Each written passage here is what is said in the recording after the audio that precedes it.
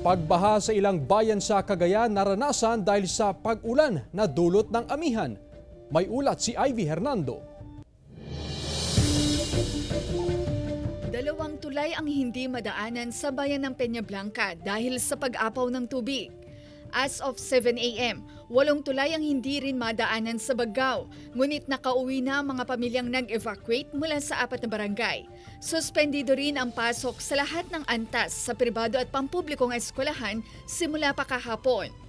Some barangays in Bagao conducted preemptive evacs doon sa mga households that are near their waterways. Somehow yung pag-apaw naman hindi naman ganun kalaki. It's just below the knee. But it has stranded some students na patawid pauwi ng kanilang mga bahay. Dulot ng sama ng panahon na epekto ng northeast monsoon, umapaw ang ilang ilog sa Cagayan. Kabilang na ang Dumon River sa barangay Mabunog at Taran, kung saan hindi nakatawid sina Teacher Vladimir kasama ang 3 iba pang guro ng Risic Elementary School.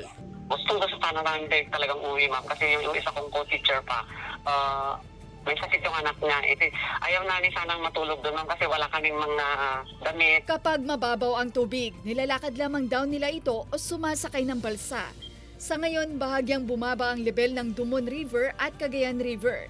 Nakatawid na ang mga guro kaninang umaga, kung saan naabutan naman nila sa kabilang bahagi ng ilog ang mga estudyanteng hindi rin nakatawid at natulog na lamang sa barangay hall. Kung maaari, iwasan mo nang pumalaot sa mga ikailugan kasi yun nga po, gawa ng malakas yung daloy ng tubig pababa. Siguro time na lang po natin na tumigil yung pag-ulan. Panakanakang ambon ang nararanasan sa southern part ng Cagayan, habang light to moderate rain sa northern part ng lalawigan na maaaring magtagal hanggang sa Sabado ayon sa forecast ng Pag-asa. Kasama si Norman Raca, Ivy Hernando, One North Central Luzon.